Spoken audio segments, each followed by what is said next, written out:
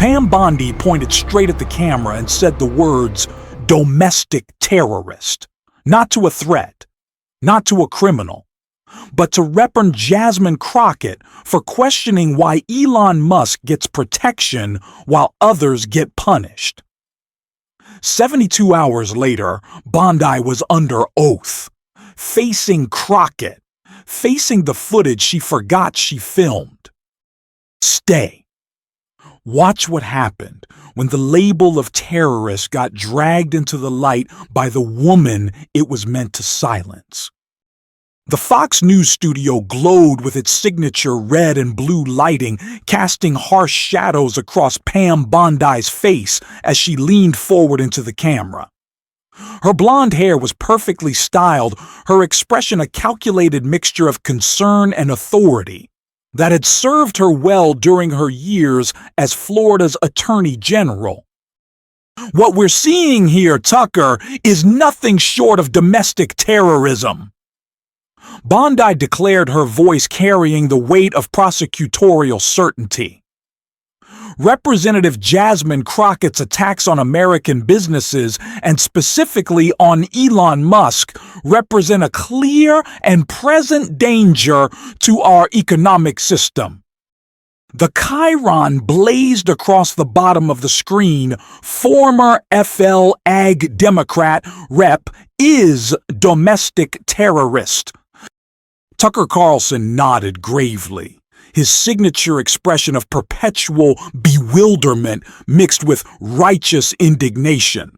Strong words, Pam, but when you look at what she said about Musk, let me be crystal clear. Bondi interrupted, her manicured finger stabbing toward the camera. When an elected official uses her platform to incite hatred against job creators, against innovators who are making America great again, that crosses the line from political opposition to terroristic threats. The clip package rolled Representative Jasmine Crockett at a town hall 3 days earlier, her voice clear and unwavering as she addressed a packed auditorium in Dallas. Elon Musk is not above the law. No billionaire is. When law enforcement gives special treatment to the wealthy while ordinary Americans face the full force of the system, that's not justice, that's corruption. Back in the studio, Bondi shook her head with theatrical disgust. There it is. A sitting member of Congress undermining confidence in our law enforcement, targeting a private citizen for his success. If that's not terrorism, I don't know what is. 300 miles away in her Washington apartment, Jasmine Crockett sat in the dark, the glow of her laptop screen illuminating her angular features. She watched the Fox News segment for the third time, each viewing revealing new layers of orchestrated malice. Her phone buzzed incessantly, staffers, colleagues, reporters, all wanting her immediate response. She closed the laptop. The young congresswoman from Texas had learned early in her legal career that the first impulse to defend was often the worst strategy. Let them think they'd landed a knockout punch. Let them celebrate while she prepared her real response. In the morning, the clip had exploded across social media. Domestic terrorist trended alongside Jasmine Crockett, with thousands of comments splitting along predictable partisan lines. Death threats mixed with supportive messages in her inbox. Cable news panels dissected every word of Bondi's accusation, while Crockett remained conspicuously silent. "Ma'am, we need to respond." Her chief of staff, Marcus, pressed during their morning strategy meeting. "The story's getting away from us." Crockett stood at her office window looking out at the Capitol dome. She'd walked these halls for less than 2 years, but she understood their rhythms, their hidden currents of power and influence. Twitter wars were for amateurs. Real power played on a different field. "Schedule a hearing," she said quietly. Ma'am, the subcommittee on weaponization of government. I want a hearing on the selective enforcement of law and the use of media to silence elected officials. She turned from the window, her eyes sharp with purpose. And I want Pam Bondi to testify. The House floor buzzed with anticipation as Crockett approached the podium. Word had spread quickly through the Capitol's corridors the congresswoman who'd been branded a terrorist was about to speak. C-SPAN cameras captured every angle as she adjusted the microphone, her movements deliberate and unhurried. Mr. Speaker, I rise today not to defend myself against baseless accusations, but to ask a question that apparently makes me dangerous in the eyes of some. Her voice carried clearly through the chamber's acoustics. Why is Elon Musk protected by law enforcement, shielded by policy, defended by media attack dogs, while those who question his influence are labeled threats to democracy? Republican members shifted uncomfortably in their seats. Several reached for their phones. 3 days ago, I stated a simple fact. Elon Musk is not above the law. For this, I was called a domestic terrorist on national television by a former attorney general who knows exactly what that label means and what dangers it creates for an elected official. Crockett paused, letting the weight of the accusation settle across the chamber. But here's what's truly dangerous. A system where questioning power makes you a terrorist, but protecting it makes you a patriot. Where law enforcement resources are deployed differently depending on your net worth. Where the same people who prosecuted everyday Americans for far less give billionaires endless second chances. She pulled out a folder, its contents invisible to the cameras, but clearly significant to her argument. I have documentation showing patterns of preferential treatment.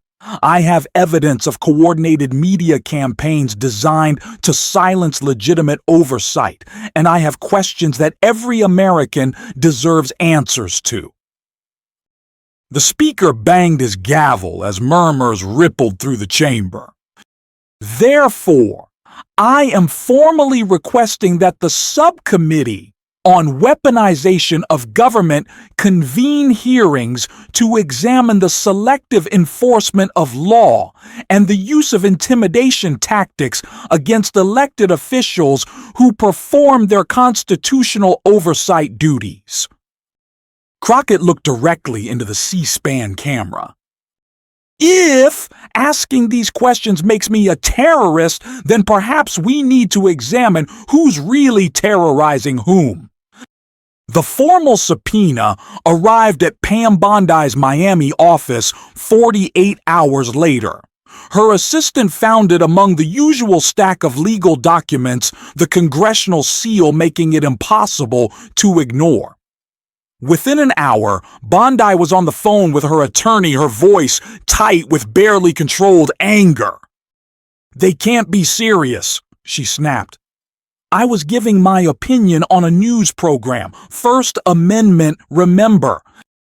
"Pam, you called a sitting member of Congress a domestic terrorist on national television," her lawyer replied.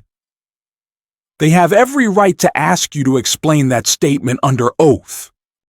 As news of the subpoena broke, the political establishment buzzed with nervous energy. Bondi had allies throughout the conservative media ecosystem, but congressional subpoenas had teeth that even Fox News couldn't bite back against. In Silicon Valley, Elon Musk's team monitored the situation with growing concern. The world's richest man had grown accustomed to legal challenges being handled quietly, efficiently, and usually in his favor. But congressional hearings were different. They were theater, and theater had a way of revealing truths that closed-door negotiations could bury. The date was set 2 weeks hence in the Rayburn House office building. Committee Room 2154 would become the stage for a confrontation that neither side could fully control. The committee room filled early reporters jockeying for position as congressional staff tested microphones and adjusted cameras. The wood-paneled walls had witnessed decades of political theater, but the tension in this room felt different, more personal, more dangerous to the established order. Crockett entered first, flanked by her legal counsel and 2 senior staffers. She wore a navy blue suit that projected authority without aggression, her expression calm but alert. She took her seat at the committee table and arranged her materials with practiced efficiency. Pam Bondi arrived 10 minutes later, surrounded by a team of high-powered attorneys who'd clearly prepared for combat. She wore a sharp black suit and carried herself with the confidence of someone who'd prosecuted thousands of cases. But something in her eyes suggested she understood this hearing would be unlike any courtroom she dominated. Committee Chairman Jim Jordan called the hearing to order, his Ohio accent cutting through the room's ambient noise.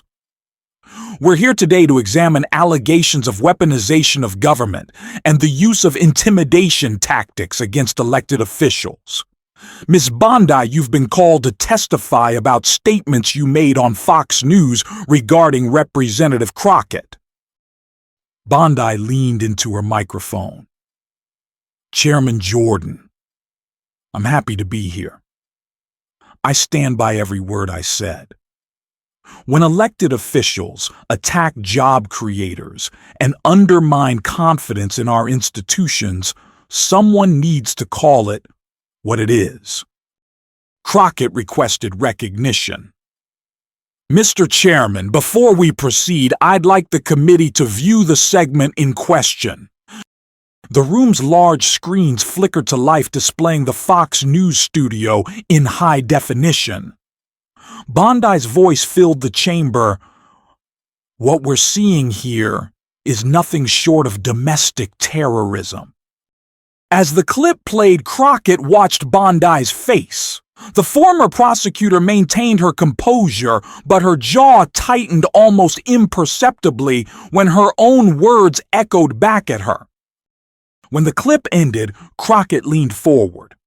Ms. Bondi, you're an attorney with decades of prosecutorial experience. You understand the legal definition of domestic terrorism, correct? Of course. Under federal law, domestic terrorism involves acts dangerous to human life that violate criminal laws and appear intended to intimidate or coerce a civilian population or influence government policy through intimidation or coercion. Crockett's voice was steady, professional. Which of my actions meets that definition? Bondi's attorney whispered something in her ear. She straightened. Representative Crockett, your inflammatory rhetoric against American businesses.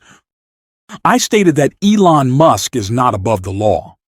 Are you suggesting that factual statement constitutes terrorism? Your pattern of attacks. Ms. Bondi. Crockett's voice cut through the attempted deflection.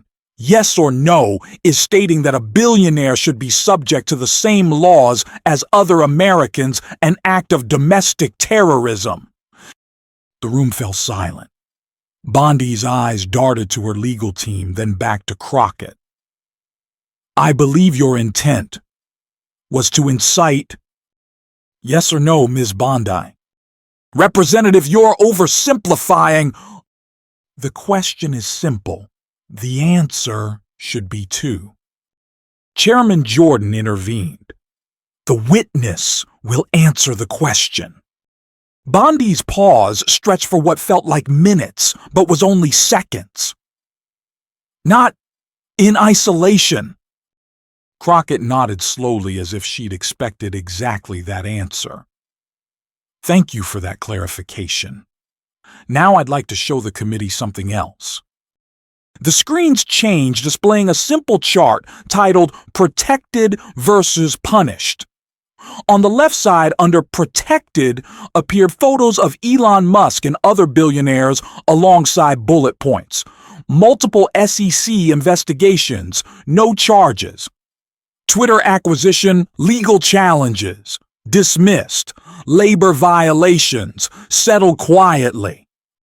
On the right side, under Punished, were images of activists, whistleblowers, and ordinary citizens, environmental protesters, felony charges, corporate whistleblowers, prosecuted, citizens filming police, arrested. Ms. Bondi, as someone who spent years in law enforcement, do you see any pattern here? Bondi's composure finally cracked slightly. These are individual cases. They're a system, Crockett interrupted. A system where wealth buys different treatment under the law. And when someone points that out, they get labeled a terrorist on national television. Crockett reached for a thick folder marked Exhibit A. The rustling of paper seemed unusually loud in the suddenly quiet committee room. Mr. Chairman, I'd like to enter into the record Internal Department of Justice communications obtained through Freedom of Information Act requests. She held up a document with heavy redactions, but several key phrases remained visible. Musk-related matters. Handle with appropriate discretion. Coordinate with business-friendly resolution teams. Minimize public exposure during processing. These memos, Crockett continued, show a pattern of special handling for cases involving certain high-profile defendants. Cases that would result in immediate prosecution for ordinary Americans receive what the DOJ calls enhanced review processes when they involve billionaires. Bondi's lead attorney objected. Those documents are taken out of context.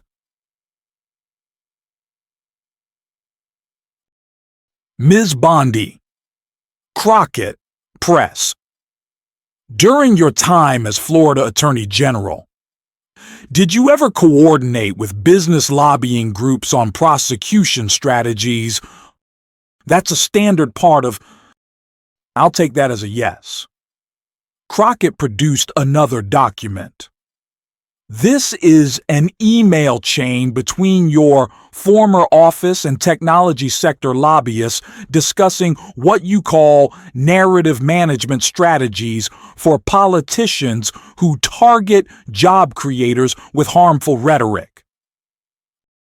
The email displayed on the committee room screens showed Bondi's official account in correspondence with representatives from major tech companies. Key phrases jumped out. Democratic overreach must be countered. Label extreme positions as anti-business terrorism. Use media partnerships to amplify message. Bondi's face flushed. Those communications were about legitimate policy concerns. They were about weaponizing language, Crockett shot back. You didn't call me a terrorist because you believed it.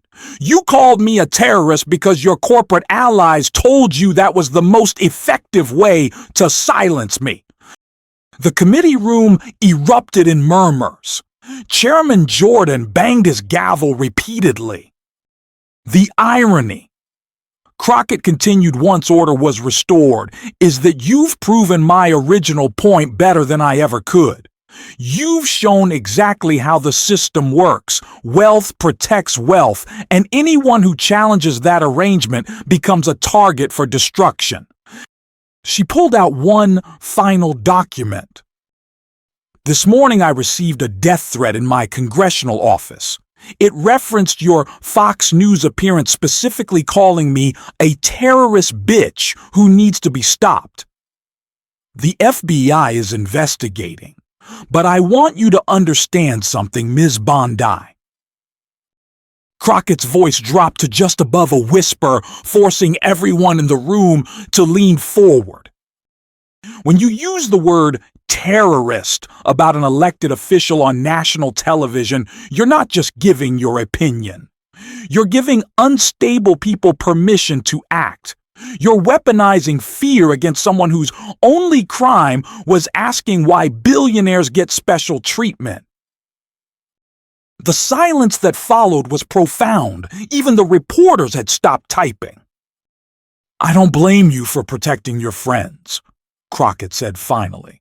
"I blame you for pretending it's patriotism." As the hearing entered its final hour, Crockett stood and walked to the center of the committee room. She carried no notes, no documents, just the weight of everything that had been revealed. "Ms. Bondi, I want to end where we began with your accusation that I'm a domestic terrorist. But first, let me share something with you and everyone watching." She paused, gathering her thoughts. "Last week, I received a letter from a constituent, a single mother in Dallas, whose 10-year-old daughter was present when police evicted them from their apartment. The little girl filmed the officers on her phone because she'd been taught that recording police helps keep everyone safe." Crockett's voice softened, but her words carried clearly through the chamber's sound system.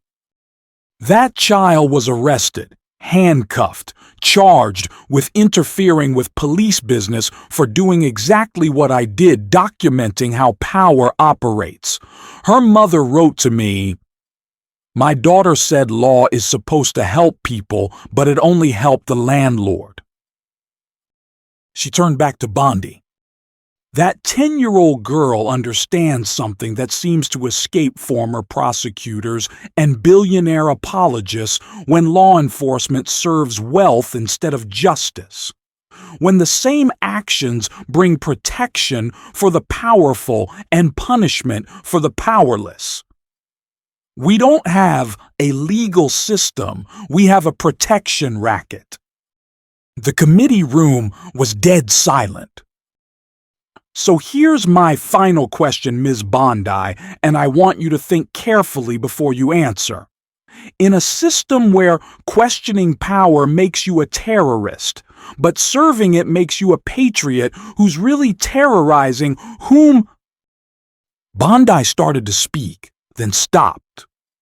Her attorneys were whispering urgently, but she seemed not to hear them.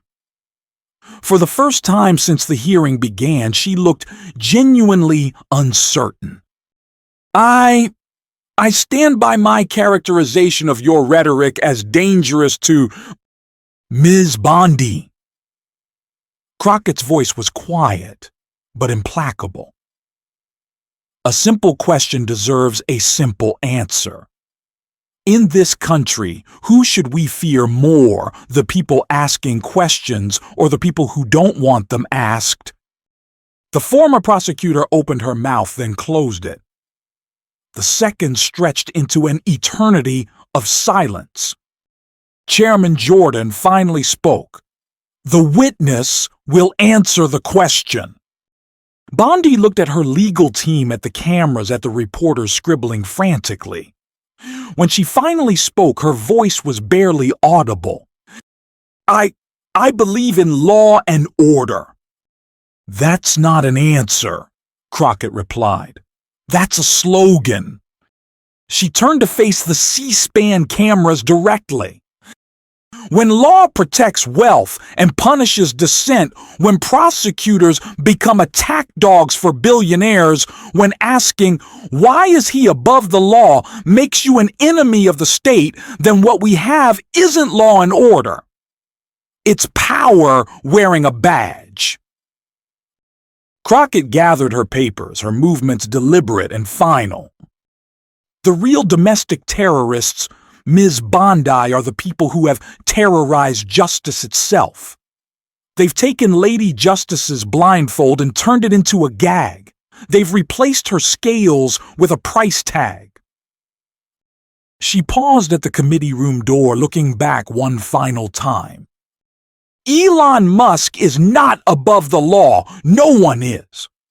And if stating that truth makes me dangerous, then perhaps the real question isn't about my loyalty to this country. It's about this country's loyalty to the principles it claims to represent. The door closed behind her with a soft click that somehow seemed to echo through the chamber for a very long time. In the weeks that followed, the hearing footage would be viewed millions of times across social media platforms. Legal scholars would debate its implications. Cable news panels would dissect every exchange. But in committee room 2154, as reporters filed their stories and cameras were packed away, one truth hung in the air like smoke from an extinguished flame. Some questions once asked can never be unasked. And some answers once avoided become answers